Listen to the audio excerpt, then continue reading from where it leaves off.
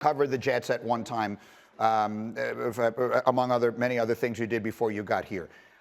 I can't remember any team, forgetting just the fact that it is the Jets, that has more at stake, it feels like, than in this game one. Just with everything, with all the hype, with all the buildup, with all of the Rodgers, with all of the hard knocks, with the game being at home in the division against the team that has won it for the last three consecutive years.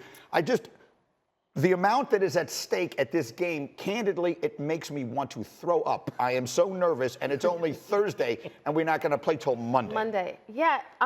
Is it that? I kind of want to push back on all that. I get it. Please. I get that this is a big game for the Jets. Big game. But when you look at this schedule, I predicted that they would start off kind of rocky and figure it out as the season went on and actually pick up wins later. To me, going into this game, I think there's way more pressure on the Bills. If the Bills, as the defending champs of this division, come to MetLife with a roster that has been complete together, a quarterback that a few years ago we were talking about, oh, Josh Allen is the heir apparent to Patrick Mahomes. You've got that connection between him and Stephon Diggs. You've got a team that is ready to win the Super Bowl now and a team that we all think should have won the Super Bowl by now. If they lose to the Jets on Monday Night Football, I have more questions about Buffalo than I do about the Jets. I'm sorry. I totally disagree. That's fine. That is completely fine. I love the take. Why do you disagree? They almost lost to the Jets twice last year. And now the Jets have added plenty of players, including Aaron Rodgers. That's the point. That's the point. Because they don't have their second best player, Buffalo, Von Miller. If the Jets were playing this game without Quinn and Williams, would we feel like this was a different situation? You have the AFC East champs who almost lost to the Jets last year with Mike White. I was at that game. Yeah. Had Mike White stayed healthy, the Jets actually might have won that game. Yeah, that's the game he almost got broken in half. Then they add Aaron Rodgers. If you are the Bills and you are a team on the precipice for so many years, we can win a Super Bowl. Right. And you come to MetLife Stadium and let a 39-year-old quarterback who's a future Hall of Famer, but any other team, we'd be saying they have a new offense, new offensive coordinator, new pieces. Like, it should take time to gel a little bit. If the Bills lose to the Jets, that's a bigger indictment on Sean McDermott and that staff than, to me, it is on the Jets. I'm sorry. D-Wood, get in on this, my man. I'm just sitting back. I think the Bills will win, but if they don't, we have to talk about Buffalo then. We have to talk about Buffalo, D-Wood. Here's what I want. D-Wood, I want you, you're not scheduled in here on Tuesday morning. Here's what I want. I'm making this offer right now. Stace, if you're watching, get the room ready. You're staying at my house Monday night. Okay. I got a 10-minute drive in here in an Uber. We'll come, and you're going to stay. We'll watch the game, and you're coming in Tuesday morning. And if we have to pay you extra, I'll pay it. I need you here Tuesday morning to analyze what's happening Monday night Bills Jets. Are you in? I'm in. Okay, let's go. How much you pay? As long as the menu's good. Menu will be anything you want except buffalo wings. No buffalo wings that night. Nothing from Buffalo. Go. More pressure on the Jets or the Bills? I think it's more pressure. I think the Jets got to come out smoking. I totally agree. I think the Jets got to come out smoking. I think, like, listen, I know everyone talks about hard knocks, and they didn't want hard knocks. They didn't want any of that stuff.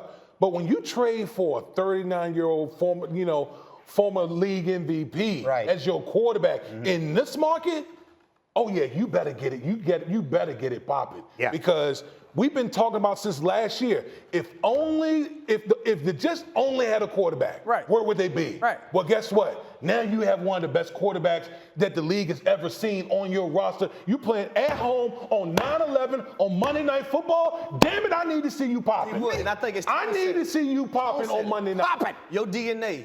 In game one, what is the Jets? What are they gonna look like offensively, right? And you go and get an Aaron Rodgers, man, to go out there and compete and feel like you have that dude to go toe to toe with Josh Allen. They don't go get Aaron Rodgers to go compete. They got Aaron Rodgers for a difference. For a Super Bowl, though. I'm with that. Yes. That's what I'm saying. Like, compete for a Super Bowl, and to say that, you know what? No matter who we got across from us, we have a guy that can go toe to toe with him. Wait a minute. So you mean to tell me if the Bills come here and lose to the Jets, you don't think that's a bigger indictment on the Bills? You don't think there's more pressure on the Bills? No, because they're the favorite in this game. They're the favorite in this division. I don't look at them as a favorite. I don't. I pick the Jets to win. I don't. No. I don't look at them as a favorite. Listen, here's my thing. The reason you go get Aaron Rodgers is when you obviously win a Super Bowl. But it's games like this. It's a dog for a dog. Y'all got a dog. We got a dog. Whoa! Everybody picked the Jets in this for Buffalo game? and be like, we don't have a chance. Right. Or now you stand on the side and be like, We got 8. We got We're 8. good. Let me And defend Kmart's point for a second. If the Jets win Monday night, Sure. would it feel like a changing of the guard, which is to say, since Brady left, this has been Buffalo's division? No. Would this be a signal that it isn't anymore? Let me be very clear to everybody. Go. We cannot judge the Buffalo Bills until Von Miller comes back. He is one of the elite game changers in the NFL. They are still a very good football team. But without Von Miller, they are not complete. We have to be fair. If the Chiefs were going to play this whole season without Chris Jones, we would have to have a different conversation. So there is no changing of the guard. The Jets should win this game. They are at home with their football team playing against a team without their second best player. So no, there's no changing of the guard if the Jets win. Buffalo is an incomplete roster right now when it comes to missing their best player. So I'm not sitting here and expecting Buffalo to win this game. I don't think there's a ton of pressure on them to win the game. Now, how the game plays out, it will determine kind of what our viewpoint on it. But the Jets should be the team that wins the football game. Harry, you're picking them too. I'm picking the Jets, and I'm going back to 2022. In 2 games, that Jets defense were able to sack Josh Allen 8 times. That's a dual threat quarterback we're talking about. They played against Josh Allen better than anybody in football. Exactly, and they forced him to have throw two interceptions because of the zone coverage and not playing so much man, and forcing Josh Allen to hold that football and make bad decisions. I can't ignore that. I think that defense is going to be better this season as well, and they're living up to the hype, looking forward to the hype in game 1 of 9-11. If Buffalo's not really good on second down in this game, it could get ugly. Absolutely. I see it the opposite. Heading into this game, the Bills are the favorite. Here's what happens in the media. Well, why are you making that face? No, I'm going to be good today. I'm not. Well, no, make the follow up on the face. Don't be good. The last thing in the world we need is you to be good. No, because I gave you too many memes yesterday. So. Okay. What did you think of what he just said? She can't contain herself. The whole, like, I keep receipts on everybody. Did he keep receipts on last year? That's all I want to know. Did he keep receipts of his completion percentage, his passer rating, his touchdowns? That's all I want to know from Russell. Like, I get it. It seems like Russell's the guy everybody wants to hate, but we're looking at the production. And last year, his career is on the decline so far, right? He has a chance to salvage it. But I think talking about the haters and the doubters, bro, just play better ball. That's the question, D. Wood. Is his career on the decline, or was that a blip? Was that a bad year and a bad scheme with a head coach who clearly wasn't ready for that role? Or were these all things that could be explained away and will go away? Or was it actually a signal that the Russell Wilson we thought we knew doesn't exist anymore? Which is it going to be? I always say, what team gives away franchise quarterbacks? Yeah. Well, That's the first telltale sign right there. Franchise quarterbacks don't grow on trees. And so for the Seattle Seahawks to be like, yep, we'll trade you our And franchise quarterback. Who's their guy now? And replace him with Geno Smith. Hello. That should have been the tell right there. But God, you know what? I had a chance to kind of think on the Sean Payton quotes or whatever about the whole Russell Wilson thing. Yeah. My problem is Sean Payton trying to get this dude to be who he's not? Like, everyone wants Russell Wilson to be this. I'm talking about like personality. But he has to. But maybe that's not in him. It seems like everybody. It's like everybody's piling on Russ and they want Russ to be like this, have this dog mentality. Maybe that's just not who he is. But here's the thing, though. I also think there's a level of respect that your teammates should have for you.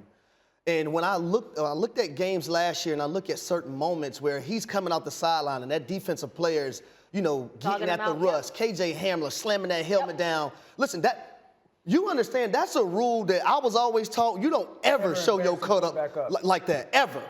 And to see that told me a lot, everything I needed to know. I remember playing with Matt Ryan, right? And I don't mean to call you out, Matt, but there were times at the games. Here I go, calling you out, Matt. There were times at the games where we're on the back of the plane or back on the bus. Matt Ryan back there having a beer with us, kicking it with the dudes. Now, do you think Russ is doing that with his teammates? No. That's the question. Right. Can a quarterback be a quarterback if he views himself as a CEO, if he has his own office and he has his own people around him and all that kind of thing? So I'd say this. I don't think there's a player in the NFL that people want to fail more than Russell Wilson right now. I think I just feel it's an easy target for everyone to take shots at. Absolutely, that's Sean Payton's charge, is to get him to be somebody that he hasn't been, both on and off the field. Absolutely, because the on-the-field stuff Sean Payton thinks he can fix. Get the ball in your hands. Your play style's got to be changed a little bit. But off the field, because I kind of contrast it like this. Whatever we want to phrase it as, dorky, nerdy, Kirk Cousins comes off as a very similar personality, like buttoned up, but he's beloved by his teammates. He leans into it a little bit on the airplane, the chains, the dance, all that stuff. I think if you asked me that question about Kirk Cousins, I'd sit there and say, absolutely. I think he's kicking it with the fellas. I don't know if Russell Wilson's doing that, but that's the challenge for Sean Payton. You got to get him to be somebody he hasn't been right now, and he's dead on. But to Damien's point, can Russell do that? He has to. Like, Russell keeps focusing on, again, he was asked the question about, do you keep receipts? So he was answering the question. But this is about you. This is about who you have been behind the scenes, on the field as a player. So this is about your career and needing to do whatever it is that Sean Payton is saying you need to do to salvage it. Because one thing I can tell you, Sean Payton will be in Denver as the head coach. But we don't know if Russell Wilson will continue to be the starter. And here's where I push back a little bit on the whole expectation for Russell right now. A month ago, totally agree. Russell's got to kind of revamp the game.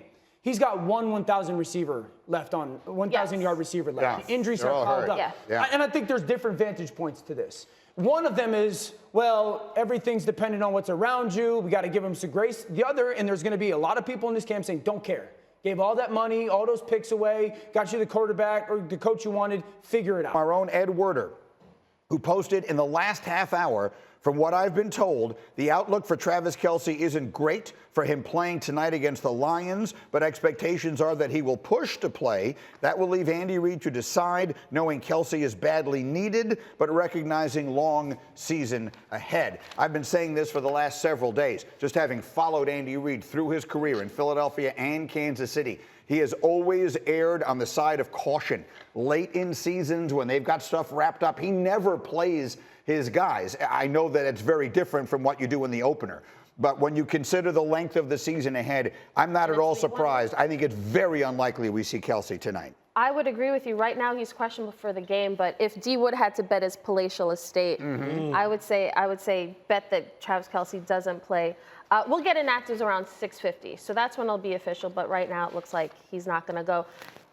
He's going to go into the facility. He's going to try to get treatment, but the game's tonight. I really don't see it. Well, let me try and put a number to just how important Travis Kelce is. Cindy, do we have that touchdown stat? Because I got this on the radio yesterday, and I just think it's incredible. Patrick Mahomes has thrown 192 touchdown passes in his career. 93% of them have come with Travis Kelce on the field. Kelce himself has caught about a quarter of those touchdowns. So, Dan, I mean, talk to me from a quarterback's perspective. You don't have your guy. When they lost Tyreek Hill, you know what? We still have Kelce. If he doesn't have Kelce tonight, can Mahomes be Mahomes? He's the only guy in the NFL that can still win this game. Just off of Ed's report, the Chiefs can survive losing to the Lions. The Chiefs cannot survive losing Travis Kelce long term. They just can't. Good point. Okay? Patrick's the only guy in the league that can pull it off because he still has an elite offensive line. Great offensive lines make all the auxiliary pieces, wide receivers, tight ends, and backs good enough. I think the challenge for everybody on that offense is going to be who's going to be the person that steps up in the moments. The third downs in the red zones. Last year, Travis Kelce got 73 targets in the third down in red zone situations for the Chiefs. By far more than anybody else. And just if we want to just keep it real, potential no longer matters.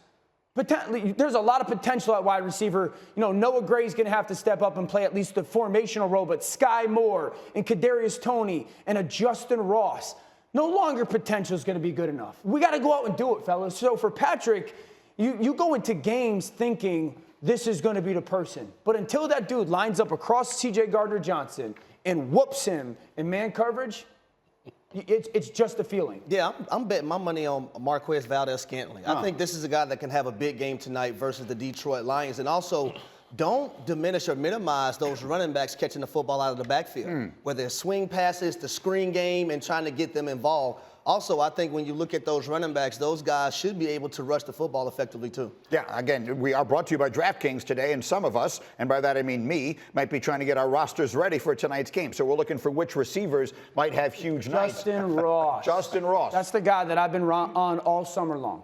Justin Ross, Marquez Valdez. We covered him when he was at Clemson, though, when he was in his He's AJ prime. Green. He's AJ Green. Why is this guy laughing? Why are you laughing at D-Wood? You know why I'm laughing? Yeah. Because that's what the Detroit Lions is doing right now. What are they doing? They're smiling and laughing. Because you got two key pieces for the Kansas City Chiefs possibly not playing in tonight's game. I mean, you're talking about making it a lot easier to game plan against that team. We all know they have Patrick Mahomes. Patrick Mahomes, all-world player. There's no question about that. But every coordinator on either side of the ball, there's always guys that you got a game plan. Those guys are the game wreckers. Yep. They're the game wreckers. Travis Kelce is a game wrecker. Chris Jones is a game wrecker. And if you eliminate those pieces, man, come on, man. Like the Detroit Lions should be, they should be thinking right now, let's go out here and feast. They should be thinking let's that. Feast. But they still have yet to do it. Why do I have an AirPod in my ear? Yeah. They still have to do it. Like, I think we're very high on the Lions. But this is a team that still has to go to Arrowhead, that still has to win this game against Patrick Mahomes. Yes, there are reasons why we should feel confident in the Lions, but they still have to do it, right? Wait a minute, hold on. Bishop, We're going to talk about, you always talk about let me push back. Look, I'm going to push back. Push back. Okay? We've been sitting here this whole time talking Chiefs. I'm going to talk about the Lions real quick. Talk about the Lions. The Lions. Last 8 games, the Lions scored more points than the Kansas City Chiefs. Last time I checked, you talk about the Lions, you talk about the Kansas City Chiefs offensive line, guess who has the top 5 offensive line? Detroit. The Detroit Lions. Okay? Ben Johnson. That's your guy. That's your man's right there you've been talking about. One of the best offensive coordinators or best offensive minds that we have in the National Football League. Oh, by the way, Jared Goff. Was Jared Goff balling last year? Was it the balling? Okay, so yeah, we can sit here and we talk about the Kansas City. Oh, I'm gonna preach the gospel on here. Preach it, Bishop. Go. Don't get me started. Take us as much as we talk about the Kansas City Chiefs, and they are great. Yes. Okay, but at the end of the day, players win games. Well, let me push back. Players win games. Well, let me push back. We're going to sit here and we're going to sit here and we're going to have to sit here and we're going to disrespect the Detroit Lions. And we're going to sit here and disrespect the Detroit Lions right now. Bishop, let Pastor Harry cook a little bit. Let me push back. Let Rev have an opportunity to push back. You're an ordained minister. I'm all my 195 going to have to push hard, but let me push back with it. Last time I checked, the Detroit Lions were 29th defensively versus the run. 30th versus the pass. 30th in third down defense. Last time I checked. Last time I checked. Numbers don't lie, people. But let me push back on that. The pass one? That was it. They revamped the pass one. Totally a remade secondary and a draft pick at linebacker that should significantly improve the run defense. I would say, here's my thing. No one's championing the Detroit Lions more than me, maybe outside of Louis Riddick. Yeah. I believe that they are a legit NFC championship contender. If this game was week 3, I might feel differently. Andy Reid has had the whole offseason to get ready for this football game. Patrick Mahomes has had the whole offseason to get ready for this game. Yeah, no, Travis Kelce done crept up and you know what the game plan looked like when. Thanks for watching ESPN on YouTube. For live streaming sports and premium content, subscribe to ESPN+.